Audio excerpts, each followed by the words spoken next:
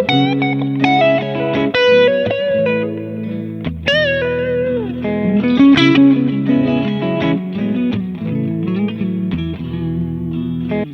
up, dudes? Hey, HW here.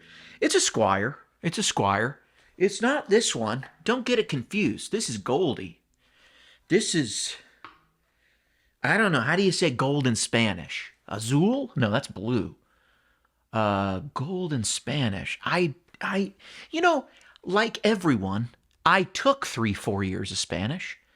I can barely order a grande burrito. You know what I'm saying? You don't, it's like they teach you, but you don't learn it.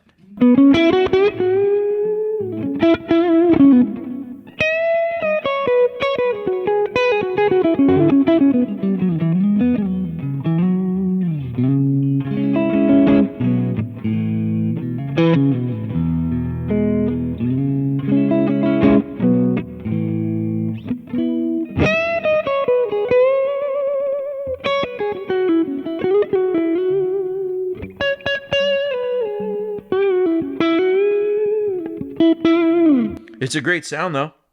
It's a cool guitar. All right, dudes, today I want to talk about the problem with the brand new Kemper MK2s. I'm seeing a lot of people online air their grievances.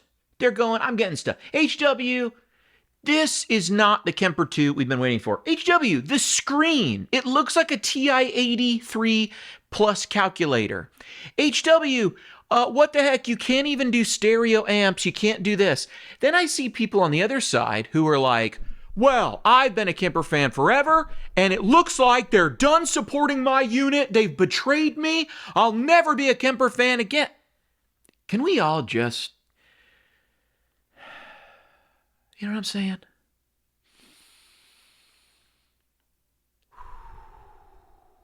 Just breathe in and breathe out. It's going to be okay. It's going to be all right. You know what I'm saying? First thing is this. To all the people saying, hey, it looks like there's nothing for the old units. Okay, let's take a step back. This is not a Kemper 2. It's a Kemper MK2. And the software that's used for these new MK2s is the same rig manager that's used for yours. The software that has been screenshotted and showed online actually shows that they're using the same software because now you can put the extra blocks, those extra 7 blocks that the MK2 series can use, effects blocks. It lives in one block in Rig Manager, which means they're not getting rid of everything old. I think there's a strong implication here that this is from the marketing, more power, more of what you love in the profiler, which means these new units have more processing power because 13 years later, they've added more processing power. But we haven't seen one thing advertised for these new units that isn't on the old units, except for this new profiling technology. May I remind you also, there's been no mention of whether these new profiles run on the old system, whether they're, whether there's the new profiles will work on the old system, whether there could be parameters. We don't know. I made a little speculation in my last video, but Kemper hasn't said yet. But the other thing is, how many of us already have an MK2 in our hands because we have the player unit?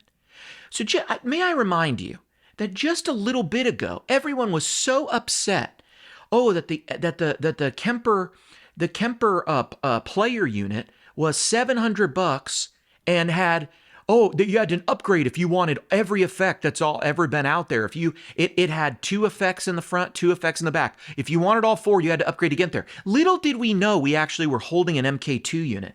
And this goes to Kemper's style. I've noticed this for a while. They never try to sell you a unit based on a future promise. That is to say, the unit they hand you has the functionality that it has today, and they say, love it or hate it. But we're not going to tell you, we're going to make this great thing, so you better buy it now. We're not going to make this great thing. That's different than a lot of other people. I'm not saying one's good or bad. I think actually the bad thing is when you don't say, hey, I'm going to do this in the future, it leaves people often wondering, are you going to do this in the future? Are you going to do this in the future? Are you going to do it? And so people speculate. And so there's a lot of people out there speculating now that the old unit is dead. My friends, the fact that the new unit runs more effects blocks and they didn't roll out 20 brand new effects. The fact that the new unit says it can run the Air Chorus, the Vintage Chorus, the Ninja Palm, the Double Tracker. The fact that they're calling out in the new unit which effects can be played where in the routing, to me signals it's just like the Helix ecosystem. That compressor we made a long time ago is still here. It's not a Kemper 2, it's a Kemper MK2. Kind of like, if you want to use a reference point, it's kind of like the FM9 Turbo. Yeah, you could still play all the FM9 stuff, but we gave you more horsepower, and now there's maybe stuff where you would have maxed out the old that you can do new stuff here. I even saw one gentleman put that the Helix keeps making things better. Kemper, you don't need to upgrade to keep making things better. The Kemper has, which is I just want to throw this out to everybody. The Kemper has 3 more years on the Helix of updating the units. So I don't think it's fair. And when you get to, oh, I've only been supporting the unit, I've been supporting the unit 10 years with new effects, and I've been supporting it 13. You're both in the category of like longest term support possible. Okay. In the 13 years the Kemper is alive, you could have been pregnant and your child could now be committing like Grand Theft Auto if he's tall enough. Do you know what I'm saying? 13 years is a long time. So I don't think anybody can be making any sort of the claims that somehow the Kemper isn't supporting something or isn't doing something. A lot of people were so upset that you needed to do an upgrade to get the player from 2 effects before and after, 2 effects before, 2 effects after, to 4. And little did they know, you now with a free upgrade have the brand new profiling in your hands without paying any more money. So bonus on you. Like it's really, do you want to look at things cynical or do you want to not look at things cynical? Let me give you a cynical approach. Let me give you the most cynical approach of quad cortex, and then I'll give you what I think is a realistic approach towards quad cortex. If you want to be the most cynical, you can say this. The quad cortex came out, and now it's you have to pay for upgrades. Because if you want the next premium thing, you have to buy one of the plugins and put it on there. And the next plugin they release, you'll only get it on your quad cortex if you put it on. So quad cortex is now pay to play, and they're charging for upgrades. That's the most cynical take you could take. I think the more realistic approach is this. Quad cortex, Neural DSP made plugins. Then that company that made plugins made a hardware unit. That hardware unit came out, and then they upgraded the software on the hardware unit to be able to play their plugins. And now you can. You see, it's the same thing.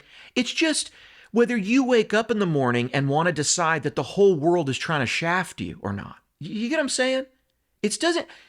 A lot of these conversations I'm seeing online, they're not really about Kemper. They're more like you and how you view the world. Just my thoughts. Let's get into it, though. A couple of the problems that I do see people talking about. A lot of people seem to have a problem with these new units because the UI is not different. The screen isn't upgraded. And you can't do stereo amps. Those are the 3 things I'm hearing. The UI is dated.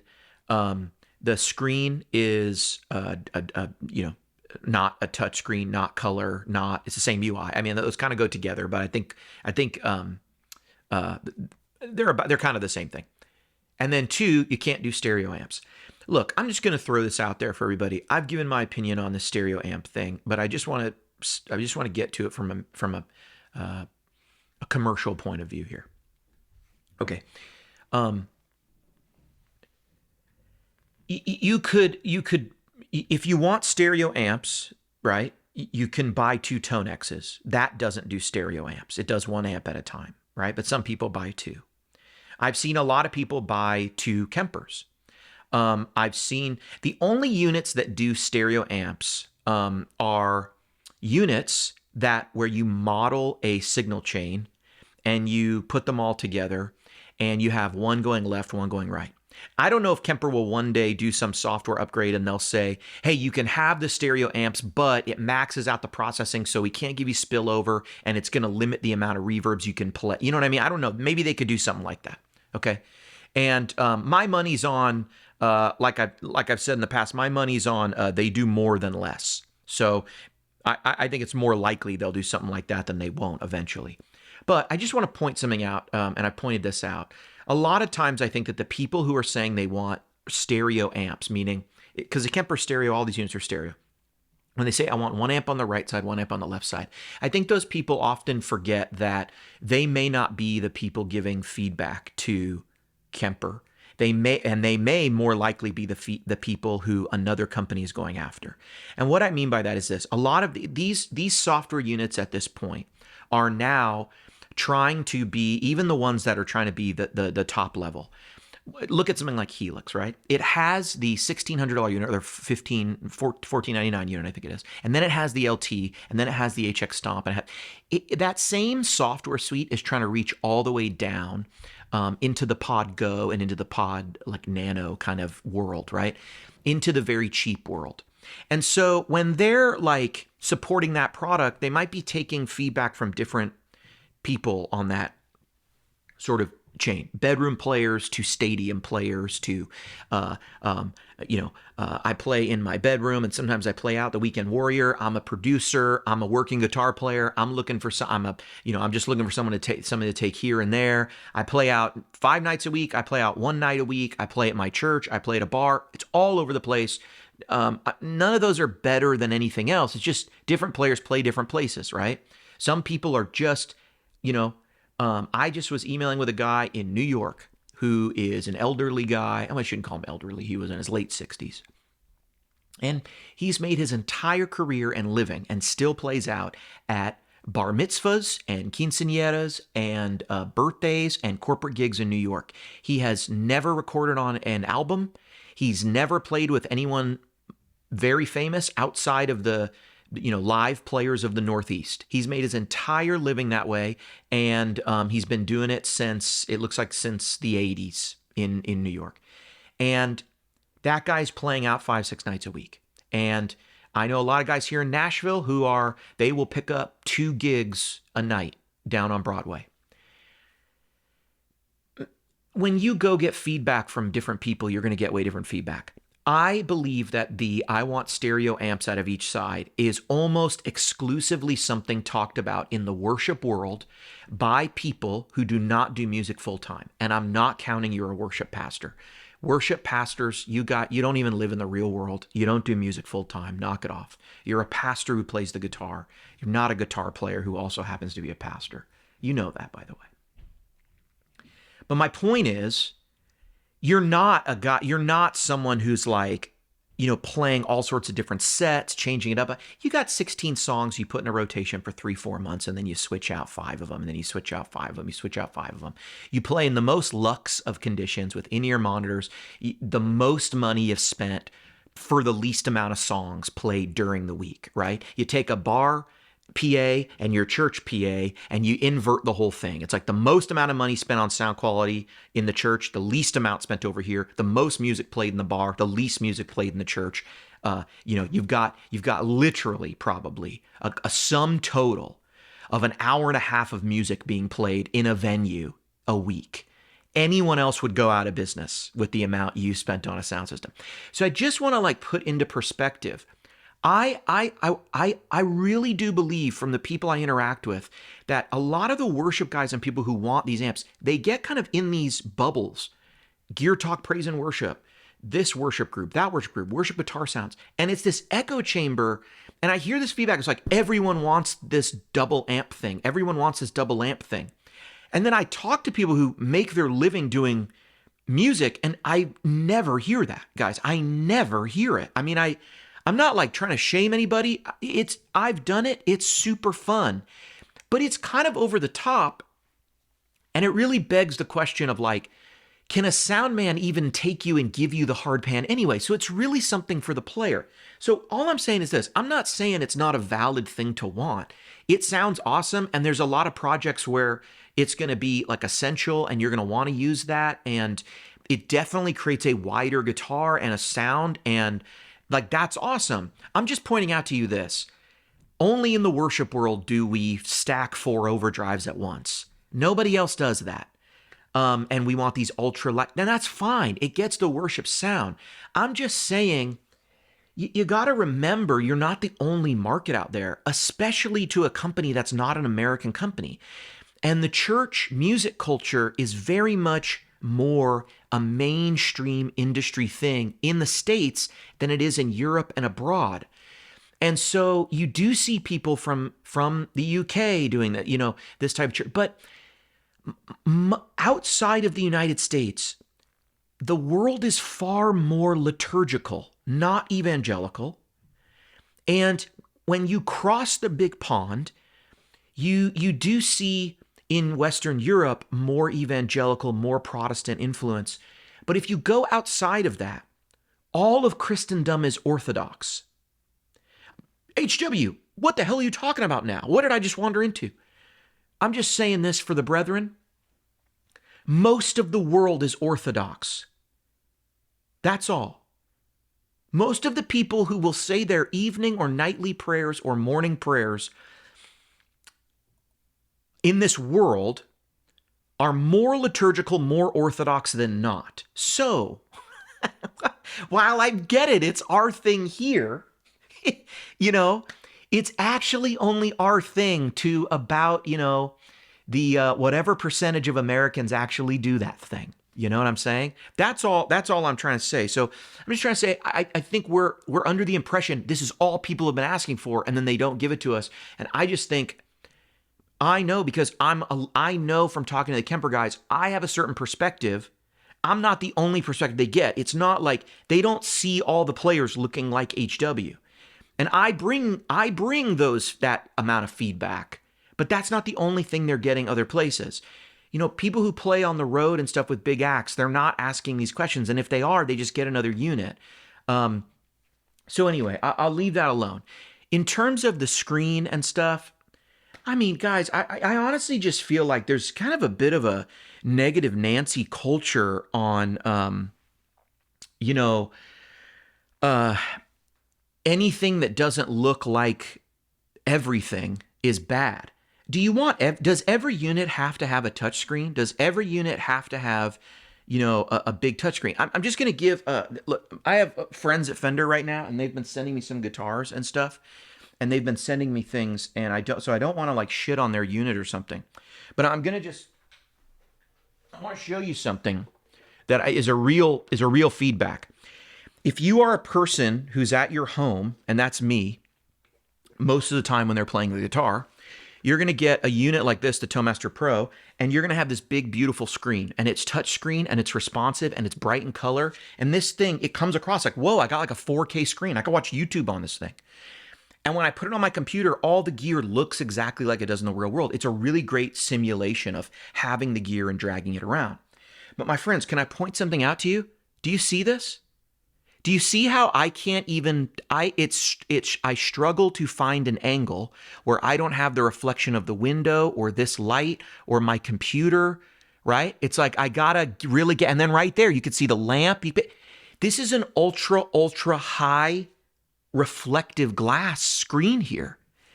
So if you're like me and the stage you play on has lights that move, right, that have transitions, and when lights go on and off you at different times, which I think is a lot of people who play in a higher production environment, this screen is very difficult to see at those times. Even with the backlighting, you get reflection. You get a lot of reflection. There's a product that exists for the Helix called Sun Shield that I think Chad Boston makes it. Somebody else might make it. Forgive me if I thought I saw it on Chad Boston's site. But it's for playing outside because the sun can get so bright. You know what it's like to look at even your iPhone, which is one of the best screens out there. To look at your iPhone and go, I can't even see this. It's so bright out here. That happens when you play outside with certain units. I want to submit one more thing to you because I know this is who Kemper goes to for feedback. It's in dark stadiums. It's outside at big festivals, right? you never, I'm going to unplug my remote here so you can see it. Ah, shoot, I unplugged it and now you can't see the what I'm trying to show you, which is the contrast here. This screen, as it powers up, has a, look, I even have the plastic here. I'll just take it off. Look how dirty this thing is because it just sits here on the ground. As this screen powers up, I have not found a lighting condition, even outdoors, where because you have full contrast and you can make it this bright blue color and you can get super contrasted out.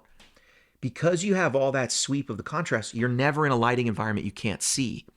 And it's not so bright that it shines like a light up at you or anything. So I know people might go, that's ridiculous. I'm telling you, I've had this conversation. Why do you use this screen? And the answer is because you can see this screen in any lighting condition, no matter what. No matter if they put a hard spotlight in you in a dark stadium, no matter if you're outside at a super bright gig, you can see this screen and you have the contrast adjustment. That's what they're optimizing for. So all I'm saying is, what are you optimizing for, as my buddy John likes to put it? Like, what are you optimizing for? Are you going for the most beautiful, I want to sit here at my desk in my studio environment? Because, by the way, a lot of people in their home now, playing guitar at home means sitting in front of studio monitors. That's the YouTube effect. We've made the studio desk now what you need to play the guitar in any sort of digital or environment, right? And I love using the softwares. I love Quad Cortex's software. I love Helix's. I love ToneMaster Pro. Love it. Is there anybody I forgot that I really like? Fractal's a little hard to use, but okay. The Kemper I don't use as much on the computer. I reach over and use it. I like the tactile display of a Kemper. When I'm out there, I don't want to deal with a screen. At home, those other units have this big, beautiful software suite, and I love the look of it. And that's really awesome. I actually wish Kemper would give us some upgrades there. But in terms of, I need a touchscreen, I personally just don't get it. I'm also someone, though, who's using the player unit and who doesn't use a screen at all. I've got my couple sounds dialed in and I've got a couple pedals in front of it now. And I took that board apart, or I'd show it to you right now. But I'm actually more happy with that than I even was with my stage. But with my stage, I just want to know 1, 2, 3, 4, 5, and I want a couple lights at my feet, and that's it. I don't edit on the stage. I think it's a real compromise. I prefer to edit on the head or something else, or on the software. But if I'm just talking about what's the best experience to edit on, sure, it's Quad Cortex or ToneMaster Pro sitting there. That's the most fun, okay? But I don't believe fun is really coming into it. I really think, and you see the Kemper design ethos come forward when you consider that there are features that are designed for a professional that aren't really going to be utilized by the bedroom guitar player. For example, the ability to have an integrated power amp and run a cabinet on stage while sending a separate IR or cabinet section to the front of house. The ability to defeat that cab, right? The ability to save individual output EQs and input EQs. The distortion and clean sense are so that you can basically grab a Strat, get the timbre of a Strat without having it clean up. That's actually ultra useful, guys. That's actually super useful. And you can use a compressor to do that. And I know so many people who say, I use a compressor to do that. But Kemper has actually one of the few companies that's taken advantage of the nature of digital and said, we can actually make it so that your input signal is boosted when we sense that it goes lower so that everything's evened out. The deep editing features that are in there are just, I feel like a lot of people just go, it's a touch screen or it's nothing, and they look at this unit at face value, but hold down the amplifier section. Show me any other unit that has those parameters. It just doesn't exist. It just doesn't exist. I've made countless videos on how you can edit your sound in the Kemper in ways that you cannot edit in real life analog. And I'm not trying to be like a big fanboy. I think we're in a time where we have more options than ever. I have them and I use them and I love them. I have nothing but great things to say about this unit. I have nothing but great things to say about this unit. If a Helix was right here, I have nothing but great things to say about it. I have realistic, you know, criticisms of the units, things that I think could be better. And sometimes manufacturers want to hear those. And if someone wants to hear my feedback, I'm 100% open. But a lot of the response I see is just like, people just go, oh, it doesn't look like a quad cortex or it doesn't look like this, so it sucks.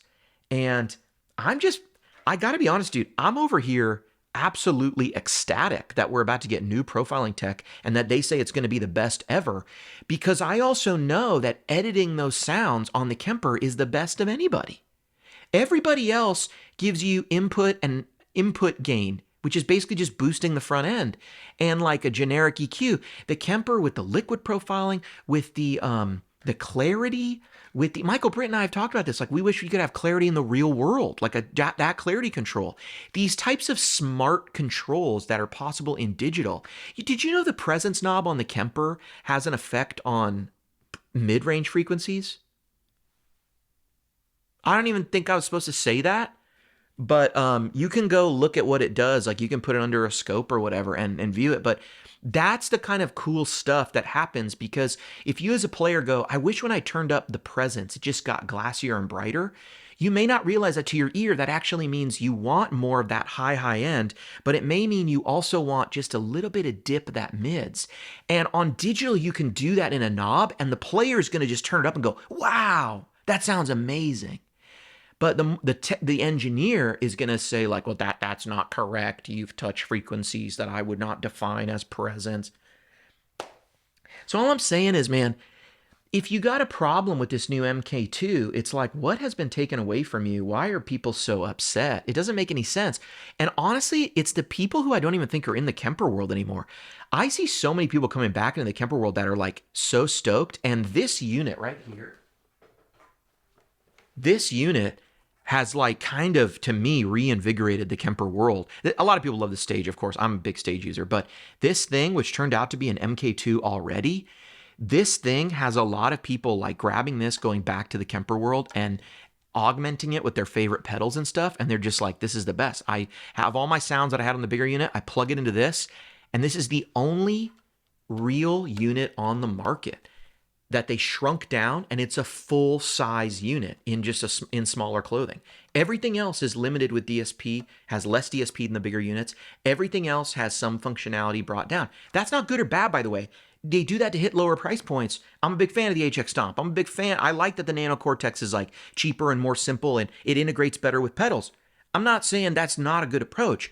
I'm just pointing out that, hey, if you want all of the functionality of the big unit, but you want to go smaller, like they gave you that, and this thing is also here, I am over the moon with the new MK2, personally. If you don't feel that way, I mean, I get it. More power to you.